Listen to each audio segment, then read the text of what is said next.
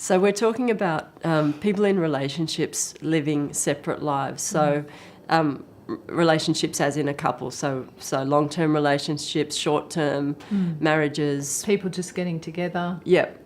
And making what we see as a choice to live separate lives within that relationship.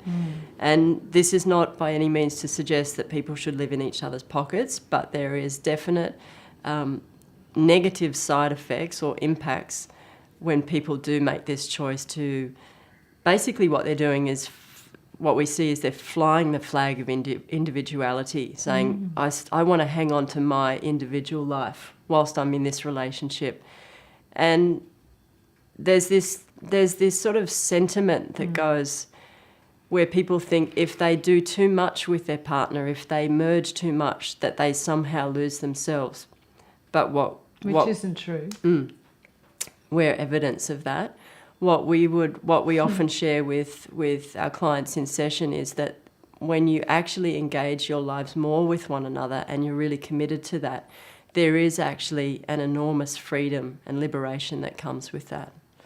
So what we're talking about is things like not even going to bed together at the same time. Like, we've been together 16 years and there's probably 2 nights in those 16 years that we have not gone to bed together at the same time.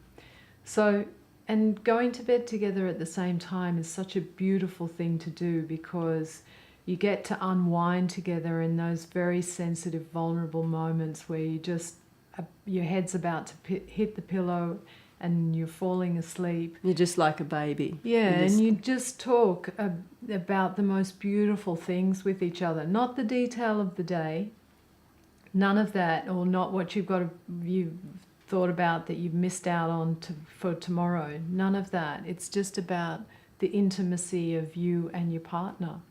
And another area is sharing a meal together. You'd be amazed how many people do not share a meal together. And like, when are they communicating at those really precious times? Like, you know, when you cook together in the kitchen and you get spunky with each other whilst you're cooking, and then you sit down and you share a meal together. We often hold each other's hands whilst we sit and have dinner together. But what's crazy about these examples of, you know, going to bed together at the same time, cooking together or sharing a meal together, is that people seem surprised when we suggest that it's a good idea for a relationship, that it's a good idea for the longevity and the depth of relationship that you can have. People actually seem surprised. Like, to us, we're just sharing the most basic tools, the most basic examples of how you keep that contact, how you keep that intimacy.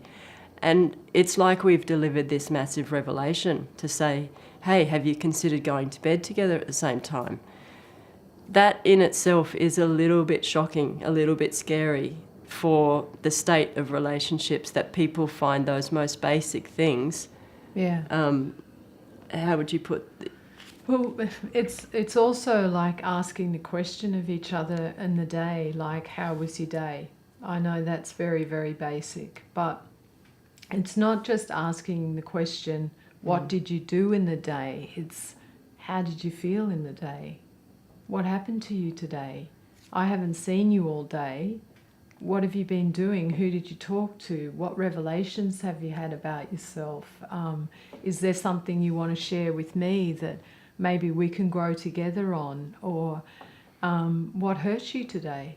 What upset you? What did you see that made you feel sad today? These are the things, the deeper questions that add meaning to your relationship, that are very important to share together. And if you're not doing that, you're separate. Yeah.